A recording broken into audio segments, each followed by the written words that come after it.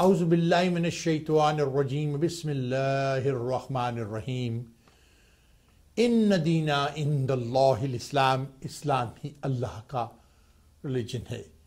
हस्बिनल्लाहु निअमल वकील व तुइज़्ज़ु मन तशा व तुज़िल्लु मन तशा बियदिकल खैर इन्नका अला कुल्लि शैइन कदीर। अल्लाह सुब्हान ताला ही जिसे चाहे इज्जत देते हैं और अल्लाह सुब्हान ताला ही जिसे चाहे जिल्लत देते हैं और वही हर चीज़ पर कादिर हैं।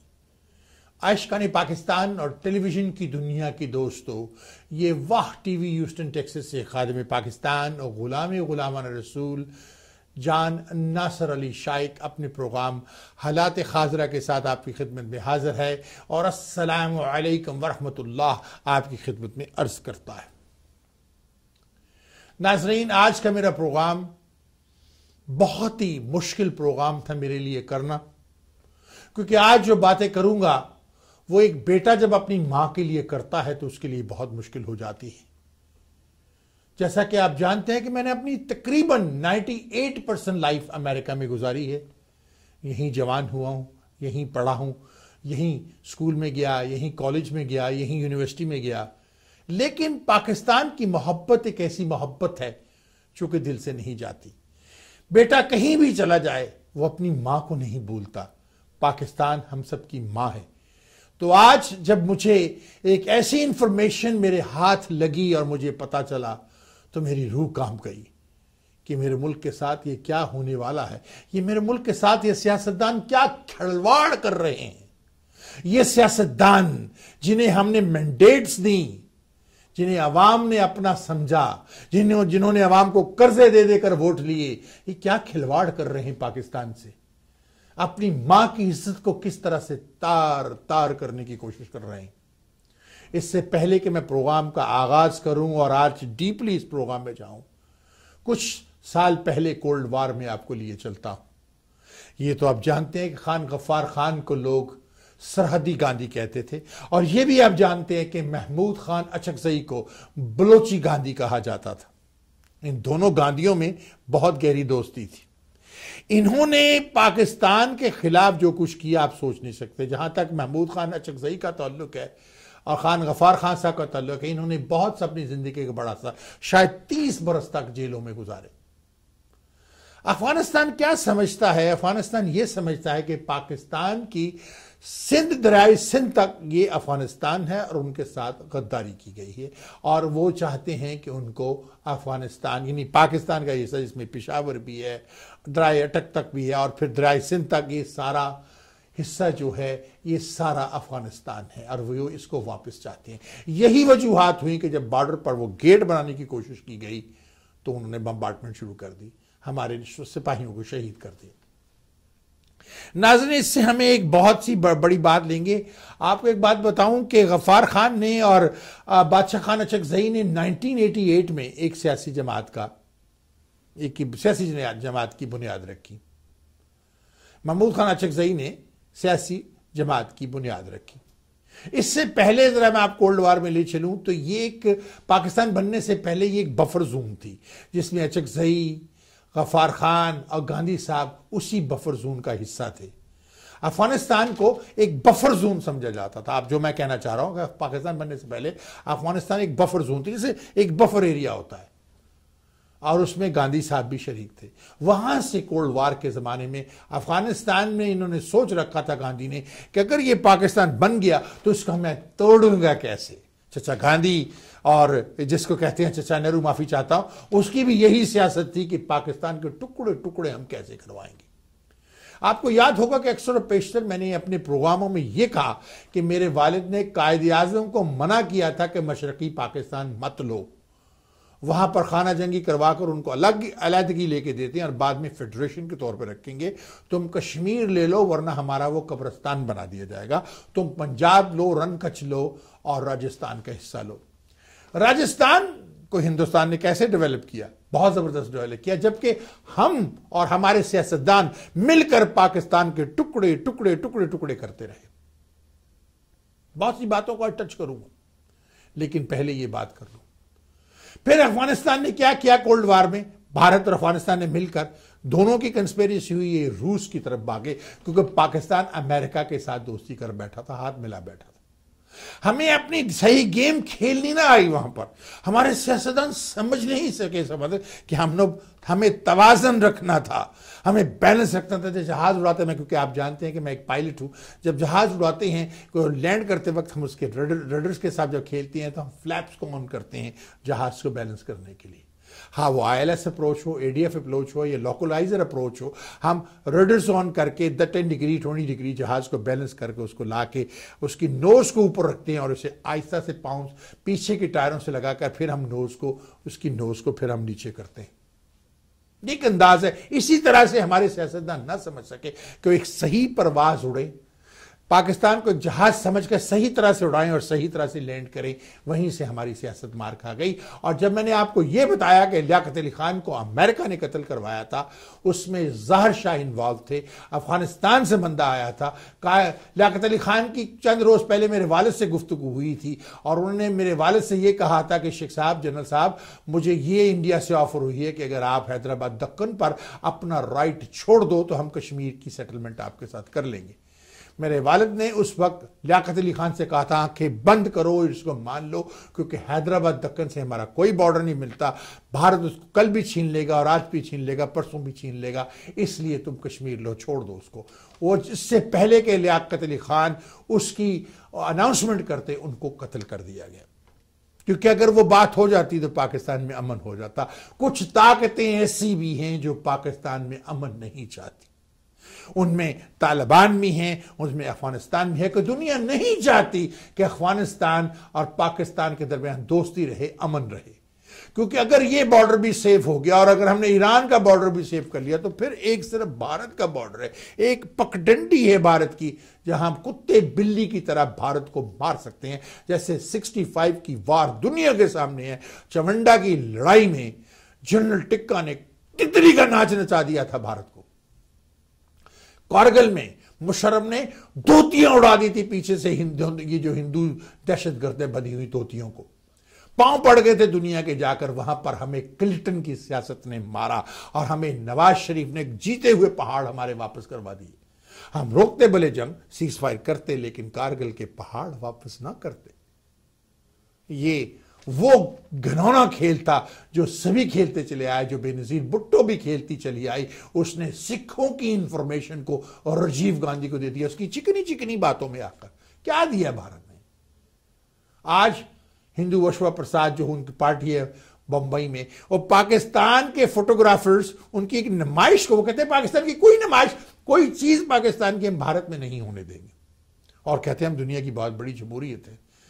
माई झींगा, कौन सी जमहूरियत है भारत में?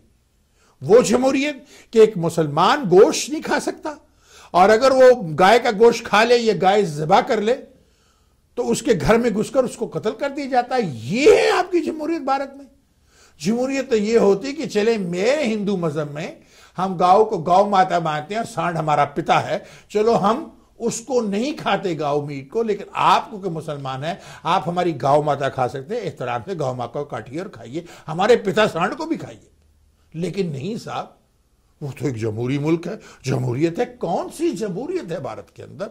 खैर बहरहाल ये जमहूरी बातों, क्योंकि मैंने इसलिए लिया, इसको मैं लिंक कर रहा हूं, जमहूरियत को, कोल्ड वार को, अफगानिस्तान को, रूस को और मगरबी ताकतों को, जो आप समझते हैं किस हाथी की मैं बात कर रहा हूं, मैं इनको लिंक कर रहा हूं।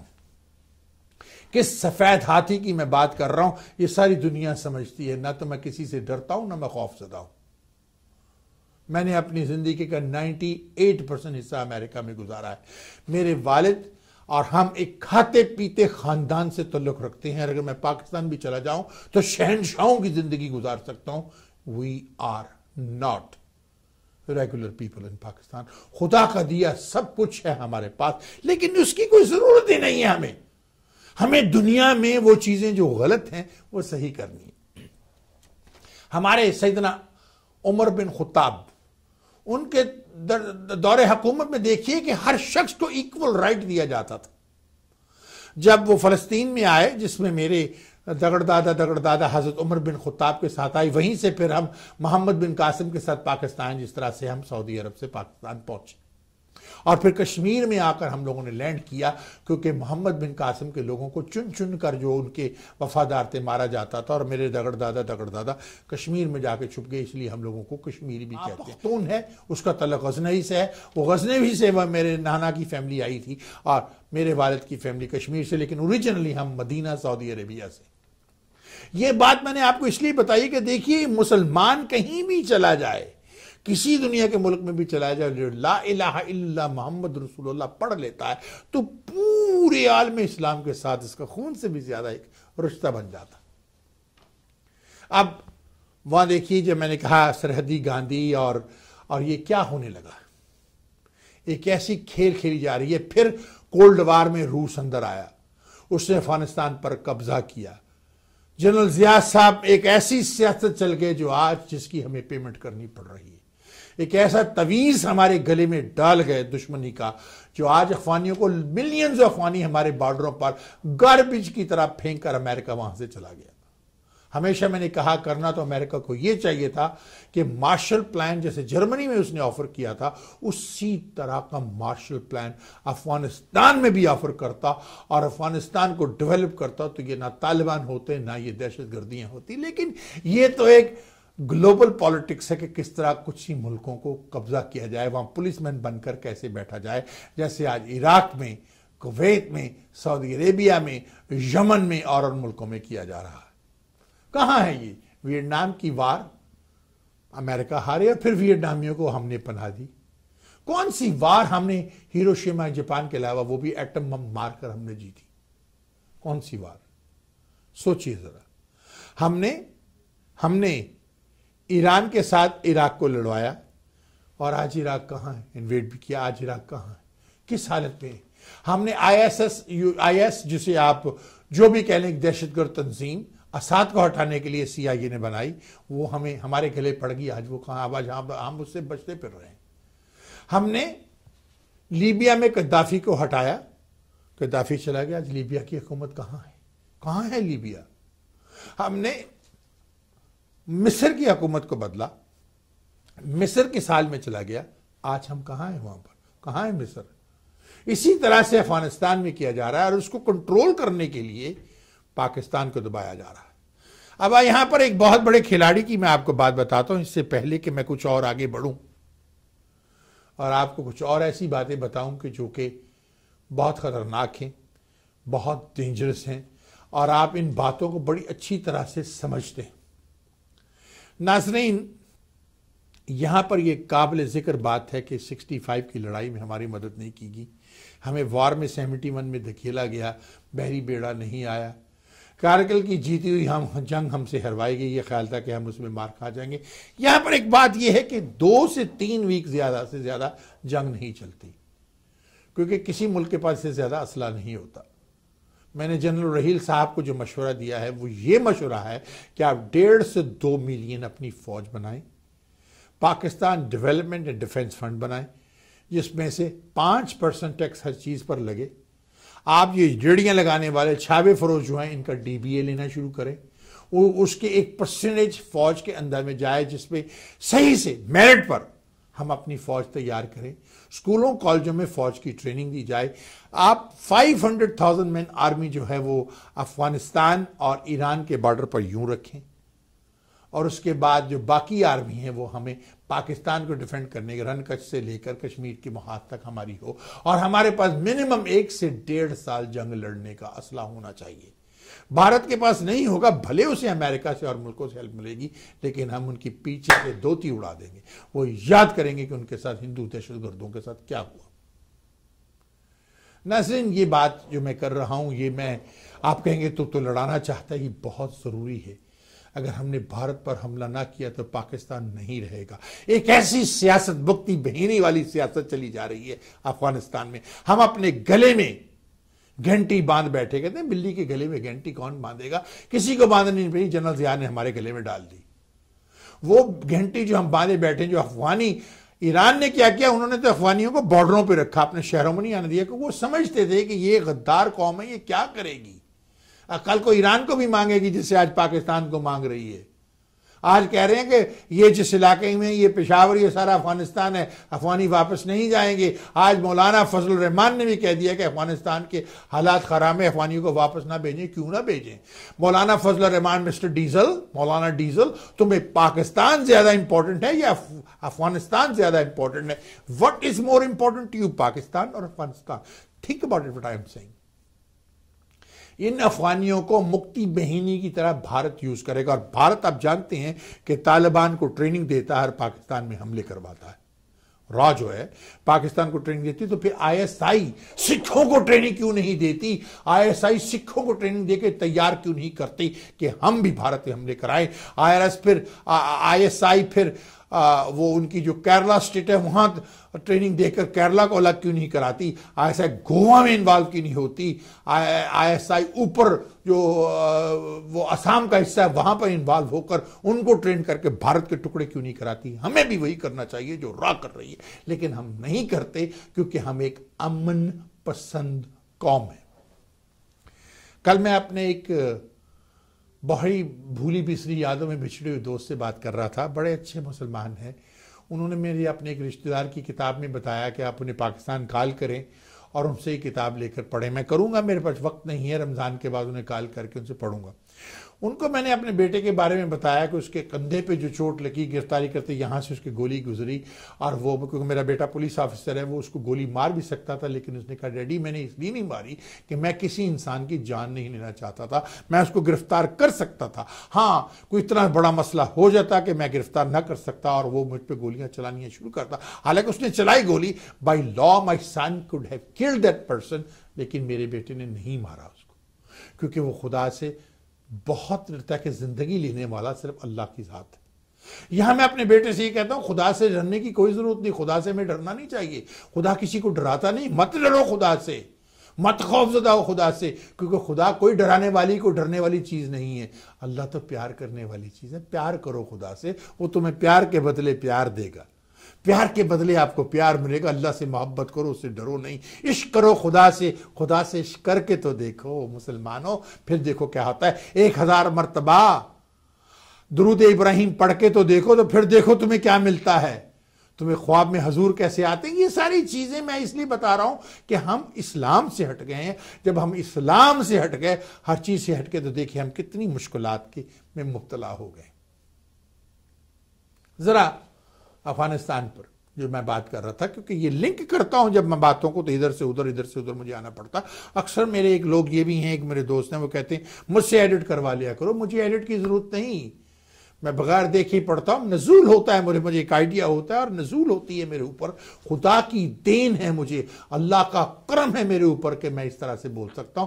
मेरी जबान पे वो ताले भी लगा सकता है, मुझे हार्ट अटैक बैठे हुए कर सकता है। कल का किसको पता। आज माह रमजान के चंद दिन बाकी है मुसलमानों, लूट लो खुदा के खजाने को, क्योंकि माह रमजान तू हमसे चला है, तेरी याद में दिल रो रहा है। आप जरा सोचेंगे ये रमजान चला जाएगा, कौन जाने कि आपको अगले साल का रमजान मिलेगा या नहीं मिलेगा। ये रमजान आपके पास है, चंद रातें बची हैं, चंद ताक रातें, 1-2 ताक रातें रह गई हैं। इसमें कमा लो खुदा से जो कमाना है, फिर कुछ नहीं मिलने वाला। फिर अल्लाह जाने और उसका रसूल जाने अगले साल आपको मिलेगा रमजान या नहीं। इसलिए लूट लो खुदा के खजानों को, खुदा से रहमत मांग लो, पाकिस्तान के लिए रहम मांग लो, क्योंकि पाकिस्तान बहुत ही घिनौने हालात में घुसने वाला है। अब यहां से एक और बात, इसको लिंक करने लगा हूं मैं। दुनिया में एक चीज रिलीज की गई है कि दुनिया में स्विस बैंकों से, स्विट्जरलैंड से हर मुल्क का पैसा, भारत का पैसा भी कम हो गया है, अमेरिका का भी, हर मुल्क के पैसे कम नीचे चला गया, ग्राफ पैसे कम हो गए। सबसे ऊपर ग्राफ गया है पाकिस्तान का। पाकिस्तान का पैसा डबल ट्रिपल जब ऊपर चला गया, बहुत ऊपर चला गया। ये पैसा पाकिस्तान से बाहर गया कैसे, किस तरह से पाकिस्तान से बाहर गया, कौन ले जा रहा है पाकिस्तान से बाहर इस पैसे को, ये सोचिए। वो 1992 का जो रिफॉर्म बनाया था नवाज शरीफ ने, क्यों बनाया था? पैसा बाहर निकालने के लिए, मुल्क को बर्बाद करने के लिए। जरा सोचिए, लिंक कीजिए, मुल्क का पैसा बाहर ले जाओ, काले पैसे को वाइट करके वापस ले आओ। अल्लाह। अब नाजरीन, अचकजई, गफ्फार खान और मौलाना फजल रहमान, मौलाना डीजल, ये कहते हैं मौलाना डीजल, जरा देखिए क्या हो रहा है। अफगानियों को वापस मत भेजो, ये एक बीमारी पाकिस्तान में होगी कि अफगानिस्तानी वापस क्यों जाएं, क्योंकि ये जहां रह रहे हैं ये अफगानिस्तान है, उनके बाप की प्रॉपर्टी ही, फिर तो जलालाबाद हमें अफगानिस्तान से छीन लेना चाहिए। जनरल रहील साहब, अगर आपने इस वक्त कुछ ना किया तो मैं बहुत संगीन हालात देख रहा हूं। इन अफगानियों को मुक्ति बहीनी की तरह भारत यूज करेगा। असला इनको पहुंचाया जाता है, इनके घरों से बेपनाह असला कराची से। वहां पर एक ऐसी दहशतगर्द जमात है जिसको क्यों डरते हैं पता नहीं, चंद वोटों के लिए उस दहशत, अपने गले में अपनी मां को खुद ही रेप करवा देना चाहते हैं हम, उसकी आबरूरेजी खुद ही करवाना चाहते हैं उस दहशतगर्द जमात को, जिसका दहशतगर्द लीडर लंदन में बैठा वहां से दहशतगर्दियां फैलाता है, उसको दहशतगर्द करार देकर बैन क्यों नहीं किया जाता? क्या सियासत है? कोई सियासत मत खेलें, बैन करते देखा जाएगा जो होगा, मारे, गिरफ्तार करें, सड़कों पर गोलियां मारें इनको, जो खुद को महाजर कहे वो गद्दार पाकिस्तान है, उसको कोई हक नहीं। जाओ भारत दफा हो जाओ, निकल जाओ हमारे मुल्क से, अगर तुम महाजर हो, अगर पाकिस्तानी हो तो तुम हमारे भाई हो। सोच मैं क्या कहना चाह रहा हूं, किस चीज से डरते हैं? जिस तरह से राह उनको पैसा दे रही है, इसी तरह से राह अफगानियों को देखिए। सबसे बड़ी प्रॉब्लम, मुक्ति बहीनी को तो उन्होंने भारत में ट्रेन करके मशरकी पाकिस्तान में भेजा था, ये पाकिस्तान के अंदर बैठे हैं। ये अमेरिका को क्या हक पहुंचता है कि पुलिसमैन ऑफ द वर्ल्ड बने? This is what we call freedom of speech, जो कि भारत में नहीं है। This is we call democracy, जो भारत में नहीं है। United States the country of greatest freedom. You can sit in this country and as long you are not a threat to the national security of the United States, nobody bothers you. You can talk all you want, as long what you're saying would not and should not become a threat to the national security of the United States. Read my lips, threat to the national security of the United States. में America को या American citizens को कोई problem होने वाली है? मैं भी अमेरिकन सिटीजन हूँ, I'm an American citizen, तो ये मेरा भी मुल्क है। I will not say anything। मेरे बच्चों ने, हमने तो अमेरिका के लिए जंगें लड़ी हैं, अमेरिका को अपना खून दिया है। ये कल के पीछे से धोती बांधने वाले जो ऐसे कमेंट्स यूट्यूब पे मेरे वीडियोस के नीचे लिखते हैं, अरे धोती बांधने वाला हो, गौ माता को तुम माता कहते हो, बंदरों को तुम खुदा कहते हो, सांपों को तुम पूछते हो। मैं तुम्हें क्या कहूं, क्योंकि मैं कुछ नहीं कह सकता, इसलिए कि अल्लाह ने कहा है लकुम दीनुकुम वलिय दीन, तुम्हारा दीन तुम्हारे लिए और हमारे लिए, इसलिए हम खामोश हैं। वरना मैं तुम्हें वो कुछ कह सकता हूं, वो आर्गुमेंट आपके साथ कर सकता हूं कि आप सोच भी नहीं सकते। खैर, बहरहाल अफगानिस्तान से ये सब कुछ करवाने की कोशिश की जाएगी। अफगानी वहां बैठे हैं और ये तैयार बैठे हैं। इनको वही लोग चाहते हैं जो गद्दाराने पाकिस्तान है, जो पाकिस्तान में नहीं चाहते कि अमन हो, वही वो लोग हैं जो चाहते हैं कि पाकिस्तान से बाहर ना जाएं, पाकिस्तान से ना निकाले जाएं। हर शख्स इन्हें कहता है कि पाकिस्तान से निकाल दो। अगर आपने इनको पाकिस्तान से ना निकाला तो महाजर इनके साथ मिलकर, सिंधी गद्दार इनके साथ मिलकर और सदर पंजाब के गद्दार लोग इनके साथ मिलकर पूरे पाकिस्तान सोचे समझे तंजीम बनाकर बड़े सोचे समझे मंसूबे के साथ करेगा। आज तक आपने क्या कर लिया? वो कराची में आपकी बेस उड़ा गया, आपने क्या कर लिया? आपको पता चला? वो आपके बच्चों को पेशावर में मार दिया, आपने क्या कर लिया? उन्होंने लाहौर में हमला कर दिया पुलिस की उस वहां पर ट्रेनिंग सेंटर पर, आपने क्या कर लिया? वो जो चाहते हैं करके चले जाते हैं। उन्होंने अमजद साबरी कवाल को भी चंद रोज पहले मार दिया, आपने क्या कर लिया? उसके पीछे भी आपको एक सियासी पार्टी मिलेगी, क्योंकि कोई भी शख्स उसको, ये जितनी भी ये दहशतगर्द पार्टियां हैं फौरन ये कहती हैं कि हम उसका ले लेती हैं, क्रेडिट लेती हैं। किसी ने क्रेडिट नहीं लिया, क्योंकि इसके पीछे या सियासत इन्वॉल्व है, सियासी पार्टियां जिसमें पीपीपी हो सकती है, जिसमें एमक्यूएम हो सकती है, या इसके पीछे सिंध की पुलिस इन्वॉल्व है, लॉ इन्फोर्समेंट इन्वॉल्व है, और कोई नहीं। ये एक ड्रामा है। आज एक दूसरे भी गुलकार को, जो शायद क्रिश्चियन है, उसको भी तड़ी दे दी गई है, जाफरी के ऊपर गोलियां चला दी गई हैं, सब कुछ किया गया। तो और जब इन आर्टिस्टों ने अपने लिए प्रोटेक्शन मांगी तो इन्हें कहा गया कौन, वो जनरल रानी का नवासा, उसको शीला रजा को माफी मांगनी चाहिए उससे। जरदारी साहब इससे कहीं माफी मांगे, वरना इसका जीना हराम कर देंगे। आर्टिस्ट ड्रामे कर करके, मुकालमे बोल बोल कर उसको जिंदा मार डालेंगे। उस बेवकूफ औरत को समझ नहीं आई कि वो बेवकूफ हमाकत क्या कर गई है। और मैं क्या कहूं अब, उसकी पता नहीं कहां पर उसकी अकल उस वक्त चली गई थी। ये सोचने वाली बात है। एमक्यूएम से हमें फौरी तौर पर मुहतात हो जाना चाहिए। कल तक एमक्यूएम कराची में दहशतगर्दी करवाती थी और एक कॉल पे सारा कराची बंद हो जाता। अब कराची बंद नहीं होता। पाक सरजमीन पार्टी ने आकर एमक्यूएम की ताकत को तोड़ दिया है। रेंजर्स ने वहां पर ऑपरेशन करके बहुत किसी हद तक और बहुत बड़ी हद तक दहशतगर्दी को रोक लिया है और तोड़ दिए। ये लोग कहते हैं क्या हुआ, कहाँ रेंजर ने किया, ये बहुत अमन चुका। वो जो लाशें आपको बोरियों में दी जाती थी, अब आपको बोरियों में लाशें मिल रही हैं। हाँ, कत्ल हो रहे हैं, मैं ये नहीं कहता कि नहीं हो रहे, आहिस्ता आहिस्ता मुल्क के निज़ाम को सही किया जाता है। आपको मिलकर चलना होगा, रेंजर्स का साथ देना होगा, हमें मेरिट के बेसिस पे लॉ एनफोर्समेंट ऑफिसर लाने पड़ेंगे। ये जो कराची सिंध की जो पुलिस है, ये जो है ये जरदारी साहब के बड़े साईं की साई पुलिस है, जो मेरिट नहीं, जो कि अपने बंदों को अंदर लाया गया कि तो तुम मेरी कमर की खुजली कर, मैं तेरी कमर की खाओ, लेकिन खुल के खाओ तो सुथरा खाओ, ये खा रहे हैं। अब यहां पर एक और बात कहूं, 2-3 चीजें कर सकते हैं। या तो इन सारे सियासतदानों को प्रोसिक्यूट करें, प्रोसिक्यूट करने के बाद गद्दार करा दे के इनको गोली मार दें। एक तो ये है, इससे क्या मिलेगा, गोली मार दी, पैसा कहाँ गया, पैसा तो नहीं आएगा ना। इनके साथ एक डील बनाएं कि 75-80% अपना जो नाजायज़ पैसा है, जो इनकी प्रॉपर्टी उनको बेच के हुकूमत पाकिस्तान को दे दें और इन्हें पाकिस्तान से तड़ी पार कर दिया जाए। ये पाकिस्तान 20 साल 25 साल तक नहीं आ सकते, कोई इंटरेस्ट किसी पॉलिटिक्स में हिस्सा नहीं ले सकते। सबसे पहले जरदारी साहब को और नवाज शरीफ साहब को और MKM को डिस्क्वालीफाई कीजिए, MKM को एक दहशतगर्द जमात बनाकर डिक्लेयर कीजिए, वरना आप पछताएंगे। आपके मुल्क में खाना जंगी करवा दी जाएगी और चल रहा है मुल्क उस तरफ। अफगानियों को जो कहा जा रहा है, सोचिए, दूर दरेज सोचिए, मुफ्ती बहीनी के बारे में सोचिए कि भारत ने क्या किया था।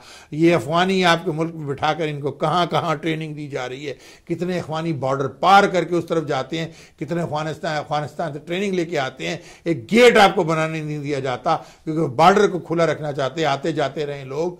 ये रोकना पड़ेगा। वजीरिस्तान में भी एक बॉर्डर बनाना पड़ेगा, हमें वजीरिस्तान में भी एक फेंस लगाना पड़ेगा कि उधर के इधर, इधर को उधर ना जाएं, या उधर चले जाओ या इधर आ जाओ। और ये कहते हैं मौलाना फजल रहमान कि उन्होंने प्रॉपर्टीज खरीद रखी हैं, प्रॉपर्टियां उनकी वापस ले लो, जाओ।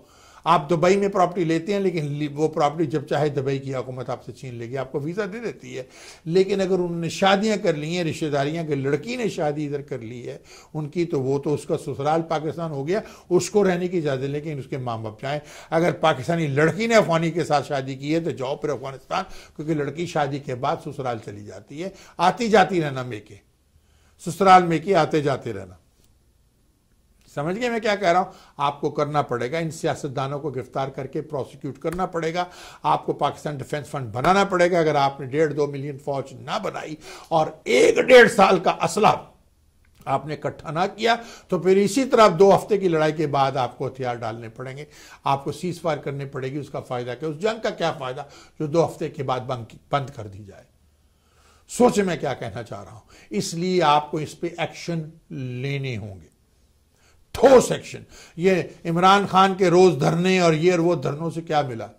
कराची की सियासत ऐसी थी कि रोज हड़ताल करके तबाह कर दिया था कराची का। अब कराची बिल्ट होना शुरू हुआ, हाँ वहां पानी का निकास नहीं हुआ, बारिश होती है तो वहां प्रॉब्लम हो जाती है। ये सारी चीजों को करेक्ट कीजिए, आवाम को सर्विसेज दीजिए, आवाम को खुश करने की कोशिश कीजिए, उन्हें पीने का पानी दीजिए, उन्हें बिजली दीजिए, उस मुल्क को डेवलप कीजिए और अफगानियों को वहां से भगाइए, वरना आपके साथ मशरकी पाकिस्तान से भी बुरा होगा। ये जो कश्मीर आपके पास है ये भी आपसे छिन जाएगा। सोच लें आज मैंने क्या कहा, ये ना कहें ओ असी इंज कर देंगे तो असी इंज कर देंगे। आप कुछ नहीं कर सकेंगे। क्या कर लिया आपने मशरकी पाकिस्तान में? 30 मिलियन, आपकी सिर्फ 6-7 लाख की फौज है। 30 मिलियन अफगानी जिस मुल्क में बैठे हों, उसमें से 5 मिलियन 6 मिलियन भी अगर शहरों में फैल जाए, आपको शहरियों को मारते फिरें, खाना जंगी हो जाए, तो आप क्या कर लोगे? यही करवाएगा भारत आप यहां आप पाकिस्तान में। अगर भारत ये करे तो हमें फौरी तौर पर भारत पर एटम बम फेंक देने चाहिए, हमें बंबई उड़ा देना चाहिए, हमें दिल्ली उड़ा देना चाहिए, उनका कोई बड़ा शहर ना छोड़े, मार मार के बम उनकी आधी से ज्यादा आवाम को खत्म कर दो, उनको ले जाओ स्टोन एज में। ये मुल्क वैसे नहीं संभलेगा जब तक भारत की आप पीछे से लुंगी उतार के नंगा करके आग लगा के उसको पीछे से नहीं फेंकेंगे। ये मुल्क सही नहीं होगा, ये सही नहीं होंगे। ये दुश्मन इस्लाम लोग हैं, दुश्मन इस्लाम। उससे भी बड़े दुश्मन इस्लाम के सऊदी अरब और दुबई में बैठे हैं। सोचिए मैं आपसे क्या कह रहा हूं। आपका भारत से भी बड़ा दुश्मन सऊदी अरेबिया है। लोग समझते हैं सऊदी में पैसा दे रहा है, आप तो फकीर हैं, फकीरों को तो पैसे दिए जाते हैं। आप तो कासाए गदाई लिए खड़े हैं। कहां गया वो? मैंने तोड़ दिया कासाए गदाई। कहां गए वो कासाए गदाई टूटा हुआ? हाँ, कहां गया जो लोगों ने अपने जेवरात दिए थे, कर्ज उतारो मुल्क सवारो? कहां गई वो सारी बातें? उन्होंने अब मुल्क में इतने कर्जे ले, जो कल कहते थे कर्ज सवारो मुल्क, कर्ज को उतारो मुल्क सवारो, उन्होंने कर्जे ले लेके पाकिस्तान का बेड़ा गर्क करके रख दिया। नाजरीन, कुछ थोड़ा सा ज़्यादा वक्त लेके आऊँ, मेरे जाने का वक्त है। जाने से पहले मैं ये कह रहा हूँ, मेरी बात को गौर से सुनिए। एक बेटे का फ़र्ज़ होता है कि अपनी माँ, बहन, बेटियों का, बाप का मुहाफ़िज़ बने। माँ बाप एक फल लगाते हैं, दरख्त लगाते हैं, जब वो बड़ा हो जाता है तो उसके फल को खाते हैं।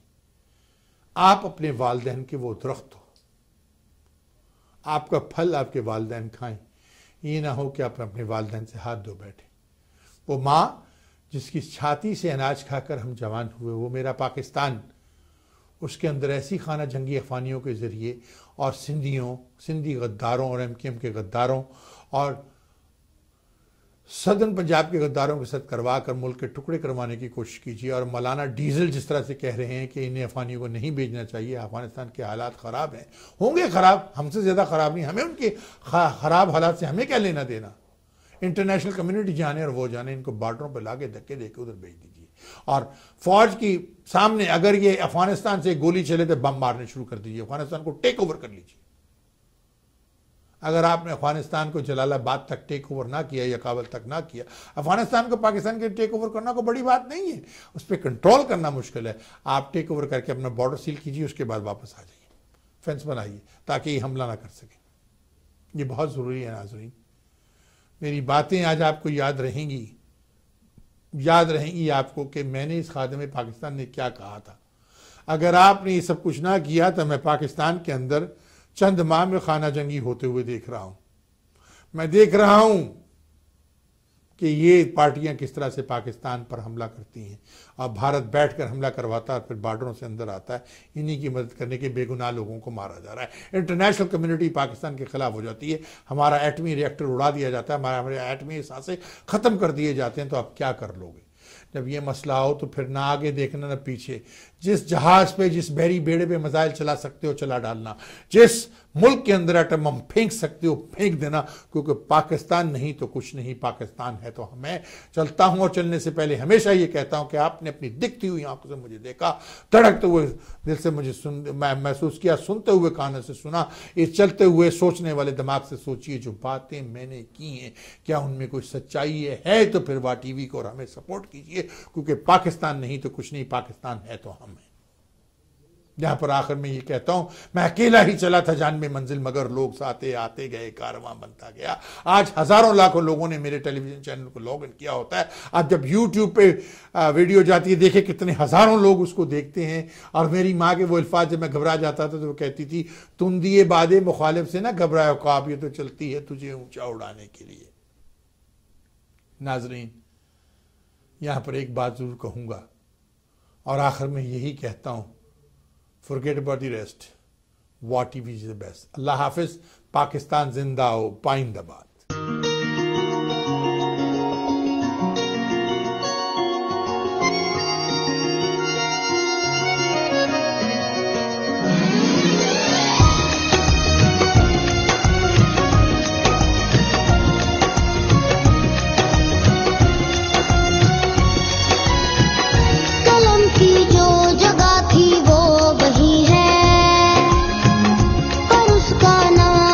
बाकी नहीं है।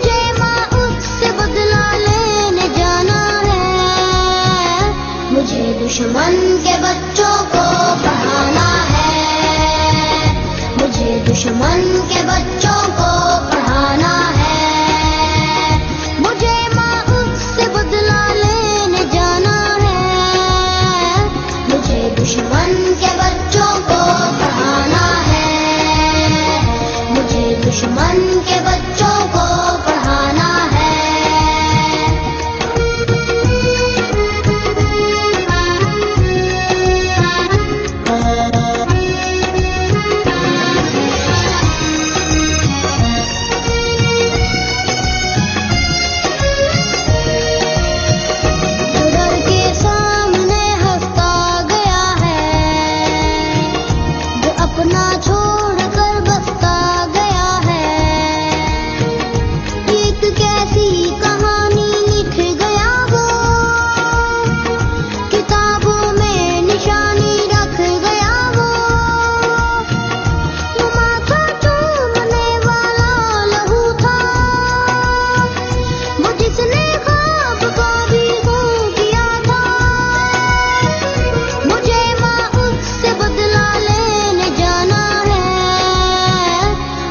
दुश्मन के बच्चों को पढ़ाना है, मुझे दुश्मन के बच्चों को